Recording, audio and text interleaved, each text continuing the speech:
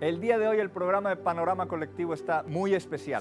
Tanto Alan, Emanuel y Valeria van a tratar sus cápsulas sobre este tema. Y el tema de hoy, el hiperrealismo en la pintura. Interesantísimo tema con Ruth Smith. Todo esto y más en Panorama Colectivo. Bienvenidos.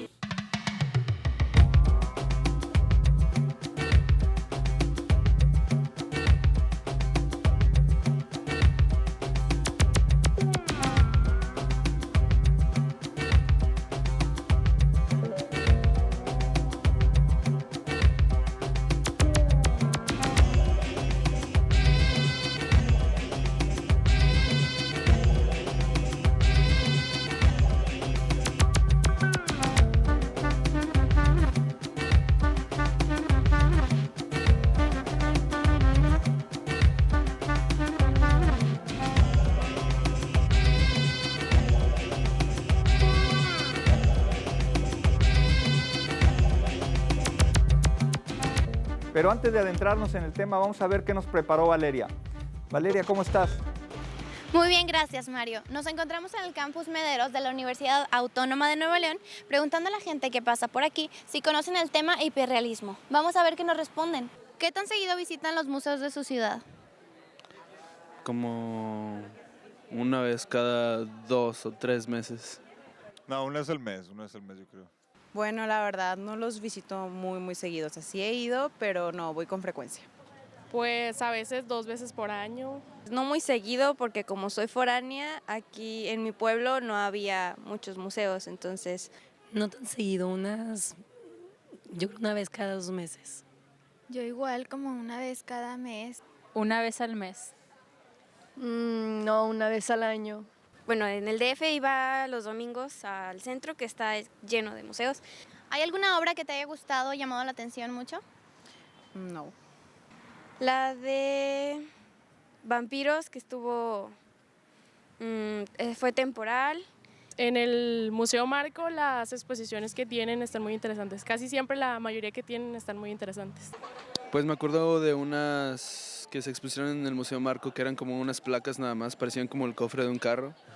Hace mucho, la de Frida Kahlo. Me gustan mucho las obras de Leonardo da Vinci. Yo creo que la de cuando vino la de Tutankamón, los egipcios y ese rollo. Bueno, pues no sé cómo se llama, pero hay una exposición ahí en el Museo de Fundidora, en el que está ahí en la Cineteca, y pues eso está muy padre. Bueno, ¿qué se les viene a la mente cuando escuchan hiperrealismo? El retrato tal como es. Si me pongo a analizarlo, hiper es como incrementar algo, entonces como darle más realismo a algo. Como algo subjetivo, o sea, que quieres que sea real, pero en otro sentido. Pues yo creo que es mostrar la realidad, o sea... Sí, pues lo más cercano a la realidad, ¿no? Esto fue lo que opinó la gente acerca del tema hiperrealismo. Nos vemos a la próxima. Ruth Smith, tú saliste de aquí Hola, de la Mario. Facultad de Artes Visuales, fuiste profesora también aquí, Sí. eres productora visual. ¿Qué más has hecho, Ruth? Mario. Pues bueno, mira, en este mundo te puedes desenvolver en muchas cosas. Es lo maravilloso de la carrera de las artes visuales. Es buena carrera. Es artes buena visuales, qué carrera. bueno. Y bueno, pues en la experiencia personal me he involucrado en diferentes cosas. Y una de ellas, pues definitivamente es la producción cinematográfica, detrás de cámaras. Es bastante activo ese ambiente. Y bueno, también me he desenvuelto como maestra académica dentro de las artes. ¿En la pintura también En la has pintura estado? también estuve participando pues un poco más chiquilla dentro de grupos colectivos que pintan murales. Y bueno, pues ya ves que Monterrey se da Aquí en una la hoja de localidad tienes pronto. murales también. Sí, mira, estuve participando con amigos, pintando algunas pinturas no sé, en algunas áreas de salas privadas, en casas, también en zonas como iglesias, en Reynosa, Tamaulipas, en San Pedro, Garza García. Y bueno, pues estuvimos involucrándonos en varias cosas de ese tipo. Tienes mucha experiencia en las artes visuales en general. En general un poco, sí, y bueno, pues también dentro del área académica, dando clases, investigando, revisando temas del arte, que es maravilloso y pues es bastante profundo, tú sabes. Por eso te invitamos. Queremos Gracias. que nos hables con todo lo que conoces del hiperrealismo. Ujú. ¿Dónde surge el hiperrealismo? ¿Cuándo? ¿Qué significa? Sí, el hiperrealismo, fíjate que es un movimiento bien interesante, Mario. Se da en los años 60, tú sabes, esa época donde hay mucha ebullición política y bueno, pues también es muy contestatario. Y los artistas de esa época comienzan a representar imágenes pues muy apegadas a la realidad, por eso le llaman hiperrealismo, como que quieren llegar más allá de la realidad, inclusive de la realidad de la fotografía que la fotografía misma captura. ¿Y cuál es la intención? Yo creo que la intención de ellos es precisamente hacer como una especie de arte objetivo. Antes el artista buscaba ser expresivo, hablar sobre emociones. Un poquito antes del hiperrealismo era mucho la abstracción, la abstracción, ¿no? de hecho es una reacción más difíciles de entender. Sí, más difícil porque eran colores totalmente expresionistas, totalmente así dispuestos al azar. En cambio acá el hiperrealismo es más controlado, es una representación casi muy similar a la fotografía. Se requiere mucha técnica. Mucha técnica, mucha precisión, un total dominio técnico maravilloso, que te sorprende cuando lo ves y dices tú, ¿es fotografía o es pintura? Yo creo que hay ahí la duda donde siempre radica la magia del hiperrealismo. ¿Y qué se buscaba con esa vuelta a lo realista? Precisamente era como buscar que la mirada del observador, de nosotros los espectadores, viéramos como un poco qué está sucediendo en nuestras vidas cotidianas. Y de hecho sus pinturas son fragmentos de la vida cotidiana, como si fuera un pedazo de nuestras vidas, del día a día, como si estuviéramos en este momento tomando un café. Y inclusive era como ser más objetivo, el artista trataba de ser más objetivo, dejando a un lado experiencias emocionales que muchas veces los artistas exploraban en ese entonces. Entonces ya no eran esas temáticas típicas de la pintura de bodegones o cosas así muy clásicas, sino que ya se centraban mucho en la sociedad contemporánea. Eran como imágenes totalmente del aquí y del ahora, ¿no? Entonces ya no se deja atrás el clasicismo o imágenes pues totalmente que estaban ajenas a nuestra identidad contemporánea. Es como tratar de representarnos a nosotros mismos, nuestro aquí, nuestro ahora, como una especie de espejo, ¿no? Es como verte a ti mismo y también ver la sociedad de consumo. Eso es muy interesante. ¿Sí? ¿De qué manera ponían en el hiperrealismo el consumo? Mira, es algo curioso lo que te decía, que nosotros somos consumidores, hasta en la televisión vemos programas donde se anuncia, no sé, las papitas y tal marca de refrescos. Aquí en la pintura utilizan a propósito marcas comerciales, pero precisamente con una visión crítica. Y es algo... No eran anuncios, lo de Andy Warhol y de todo eso no eran anuncios. No eran anuncios. Entonces, ¿para qué ponían los...? Lo ponían como un reflejo de qué tan consumistas somos. Es como darnos cuenta, no sé, ver las papas fritas gigantes en una pintura, es como darnos cuenta cómo nos estamos involucrando en su consumo sin darnos cuenta de que tanto... somos consumidores, es como darnos una visión de nuestra propia imagen y muy real. Y muy real, o sea, es ponértelo en la cara, de frente, ¿no? Y es pues la realidad consumista en el arte, ¿no? La realidad del consumo, de una cultura de masas que, bueno, totalmente nos está ahora embuyendo y es una especie de crítica. Y bien interesante, porque el artista utiliza, aparte de estos recursos pictóricos, utiliza pues otros recursos, por ejemplo, como el acrílico, el óleo, que es tan tradicional, sí, pero lo usa a la manera totalmente en la búsqueda de lograr el realismo total. Es algo interesante. Muy interesante, sí. Tan real como el fondo que tenemos ahorita, ¿no? Tan real como el fondo que tenemos. De hecho, es maravilloso que ahora lo veo y digo, a los paseantes, saludo, ahora a vamos a ver a los patitos cuando estemos por allá caminando.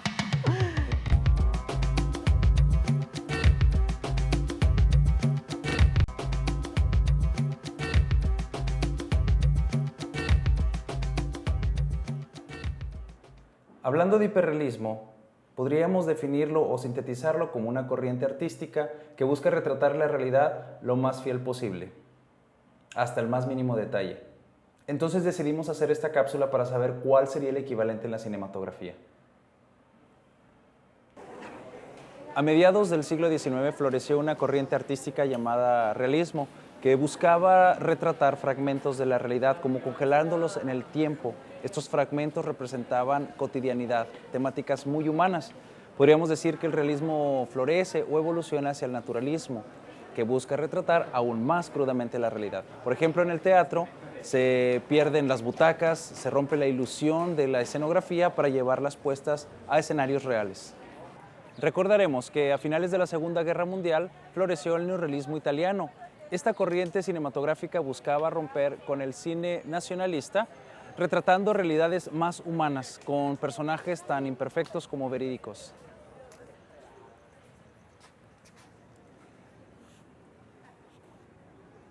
Sin embargo, en el cine realista todavía se gozan de ciertos privilegios. Esto quiere decir que todavía es estilizado, se manipulan las acciones y se manipulan los personajes para lograr el dramatismo requerido. En el naturalismo o el equivalente al hiperrealismo en la cinematografía, se tendría que lograr la estética a partir de aparentes errores, o sea, lograr el orden a partir de un aparente caos, emulando movimientos de cámara provocados por una persona que la está sujetando y registrando como si se estuviera grabando documental.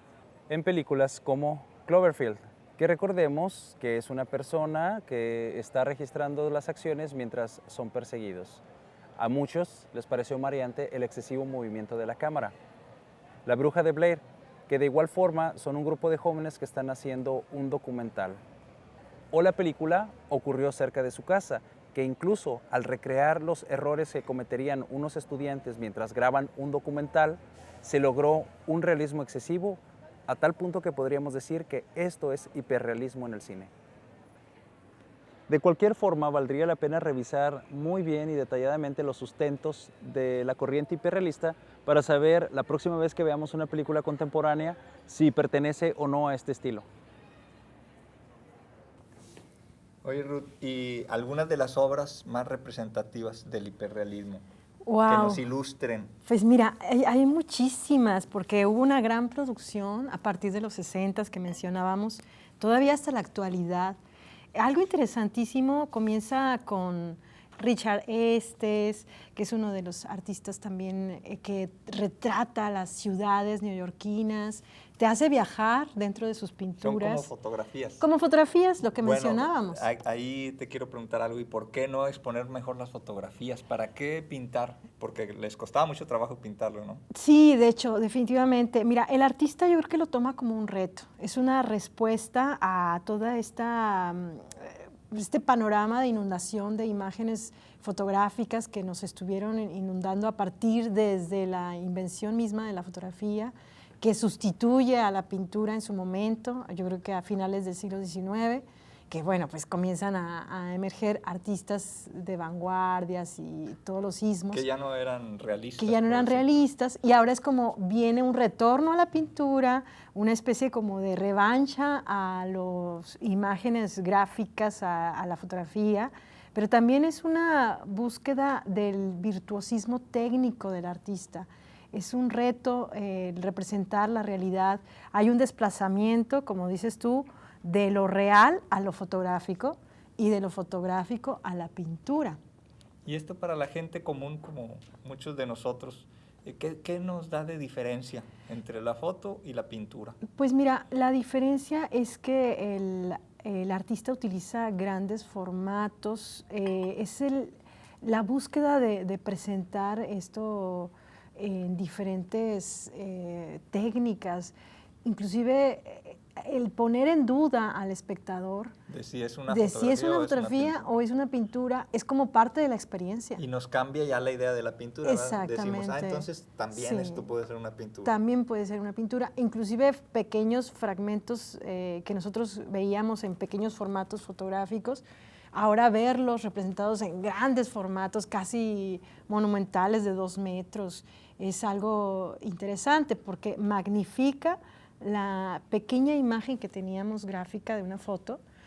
De pronto ves unas papas fritas en tamaño gigante, que nos recuerdan mucho a los movimientos también que se involucran en el pop art. Cosas comerciales. Cosas decías hace comerciales, rato. sí. Alguna vez escuché algo de que en un lugar no permitían fotografías, por ejemplo, de desnudos, Ajá. pero una vez exhiben una pintura hiperrealista de desnudo, Y que crean parece una un gran fotografía. escándalo. No, pero como es una pintura, una ya pintura se vale ya se poner. acepta. O sea, qué curioso, ¿no? Que Sí. cambie por el hecho de la técnica. Yo creo que es precisamente el juego de percepción.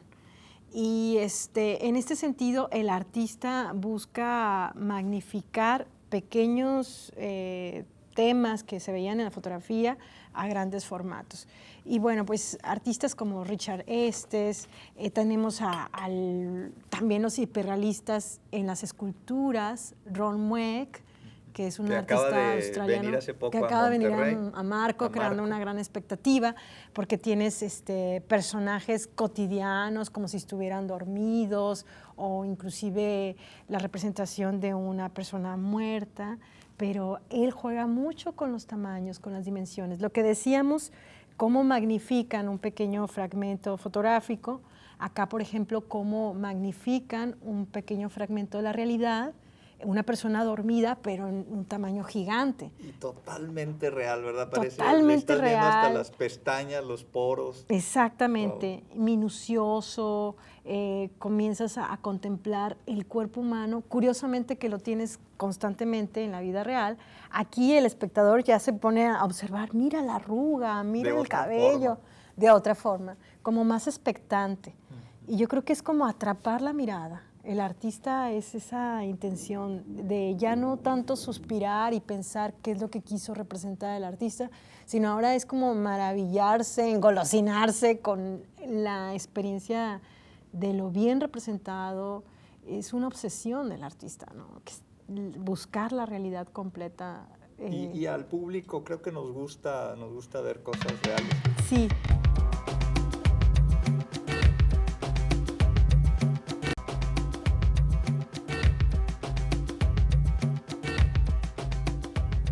Siempre a mí me parece muy interesante lo que opina la gente, ¿verdad? Porque nosotros los que estamos dedicados a esto pensamos ciertas cosas, pero la gente lo puede estar entendiendo totalmente de otra manera. Me gustó mucho lo que recopiló Valeria. De hecho, yo creo que es interesante escuchar a la gente, saber de lo que se trata o cómo está actualmente colocada la percepción de la gente con respecto a estas manifestaciones. Y bueno, pues hay muchísimas cosas que platicar con esto. Bueno, a mí me surge la duda, ¿este hiperrealismo fue en Estados Unidos exclusivamente? Sabes, también se da a nivel global, es una manifestación que curiosamente en América Latina también tiene una gran influencia, artistas muy jóvenes que nacen en los años 70 y que ahora en los 90 o en los 2000 comienzan a manifestarse también colocando imágenes publicitarias, cómics, que forman parte de su vida cotidiana. Entonces, ¿ha tenido todavía influencia? ¿Ha seguido todavía teniendo influencia el hiperrealismo? Diego Gravinese, que es un artista argentino también, donde involucra fragmentos de su vida con fotografías de su pasado infantil, coloca o bien yuxtapone por ahí algunas imágenes como cómics, o también artistas regiomontanos. Tenemos hiperrealistas. Hiperrealistas, egresados de artes visuales. Nos sentimos como orgullosos. Nuestro compañero, pues, Adrián Procel, pues es un artista bastante reconocido también, que ha alcanzado pues un buen nivel. Y también comienza a jugar con esta representación de la realidad. Y también, bueno, se hace uso, los artistas hacen uso de proyecciones, utilizan proyectores, fotografías e inclusive una técnica que nosotros conocemos como la aerografía, que es este pincel de aire. Y bueno, hacen toda una serie de recursos técnicos como metodología para realizar sus pinturas y pues bueno, es alcanzar el objetivo, ¿no? De representar la máxima realidad. Algo también que se da en Europa es un lenguaje hiperrealista, pero hay una cierta poesía por ahí. Más poético. Más poético, menos pop, menos con imágenes comerciales. Acá no, se involucran, por ejemplo, en ciertos estados emocionales. Vemos niños representados cubiertos de sangre, impactantes, porque parecen fotografías de un periódico, totalmente escenas fuertes, como si fueran sacadas de la guerra, ¿no? Entonces, como un poco de temas sociales, por ahí vemos, un poco con ese compromiso de presentar una visión del mundo contemporáneo en el que vivimos.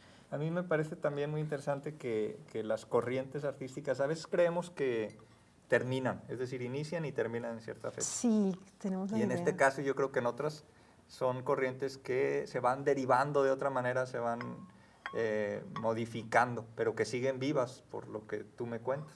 Sí. Entonces, pues yo te agradezco mucho que hayas venido aquí a tomarnos un café. Gracias, Mario. En este espacio tan bonito tan que tenemos. Bonito y está haciendo frío. Sí. Bueno, No yo creo que no podemos engañar a la gente, estamos aquí en pantalla verde, pero pues en ese caso vamos a decirles que nos lleven a otro lugar, ¿no? Que nos lleven a París a París, a Roma. En vez de traernos a Florencia Santa Lucía, o Venecia. ¿no? Ya estamos en París. Bueno, ahora Mira, Venecia. Oye, un poco más de frío, ¿no? Un poco más de frío. Eso es lo que no prevén aquí en la producción. Vámonos al Louvre, al museo. Muchas gracias, de veras. No, pues gracias Mario. Fue un placer platicar contigo y pues ojalá y pronto nos volvamos a ver. De temas tan interesantes, ¿verdad? Qué padre. Poderles contar a la gente todo esto. Un poquito sí, gracias. 5, 4, 3, 2.